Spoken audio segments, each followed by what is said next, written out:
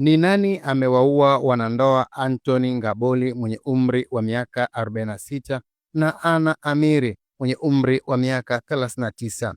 Hili ni swali linaloulizwa na kila mmoja aliyefika nyumbani kwa wawili hao eneo la Tabata Bonyokwa GK wilayani Ilala jijini Dar es Salaam kujua chanzo cha kifo chao. Tukio hilo limetokea usiku wa kuamkia leo Alhamisi Juni 12, 2025 baada ya miili yao kukutwa chumbani kwao ikiwa na majeraha sehemu mbalimbali.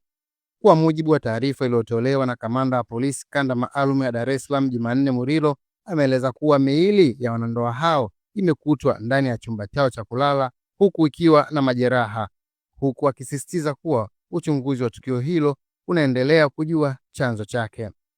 Jeshi la polisi kanda maalum ya Dar es Salaam linachunguza vifo vya watu wawili, mume na mke, ambao wamejulikana kwa majina ya Anthony Hilary Ngabori au wakati mwingine Ali Ngabori mwenye umri wa miaka 46 na mke wake ambaye amefahamika kwa jina la Anna Amiri Juma anayekadiriwa kuwa na umri wa miaka 39. Wote ni wakazi wa Bonyokwa ambayo ipo katika wilaya ya Ilala jijini Dar es Salaam. Akisimulia namna alivyobaini kutokea kwa tukio hilo, msaidizi wa kazi za ndani wa familia hiyo Mariam Saidi anasema waligundua kutokea tukio hilo baada ya mtoto wa marehemu kugonga kwa muda mrefu chumba cha wazazi wake majira ya asubuhi akihitaji nauli ya kwenda tuition bila ya mafanikio. Kusema ukweli, ile jana saa 2 walirudi kazini, wakati kwa tunaangalia TV hapo. Wakati wanarudi tu mimi ngeenda zangu kulala, maana siku zote huwa wakijaga tunaingia zetu kulala. Kwa hiyo mimi ngeenda kulala, kabaki na watoto wake hapo. Ila dali nimesalima naye kabisa, akiingia zake chumbani mezangu kaenda zangu kulala.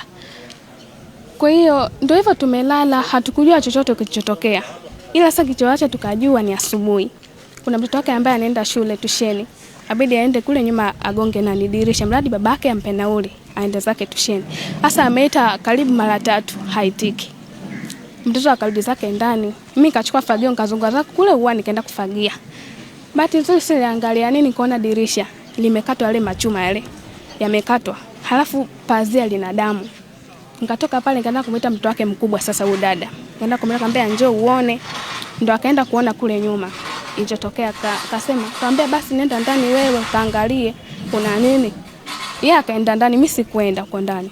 Nikakaa zangu hapo nje na watoto akaingia ndani. Kaingia ndani sasa akatoka huko nje analia, kwamba unalia nini? Nikasema dada, twende tukaone. Nikaenda. Tukakuta kule ameshafariki. Ndio hivyo hatukuja chochote kwamba makelele sio tumesikia, hatukusikia yani tumeshangaa tu amekufaje na yani hatuelewi yani.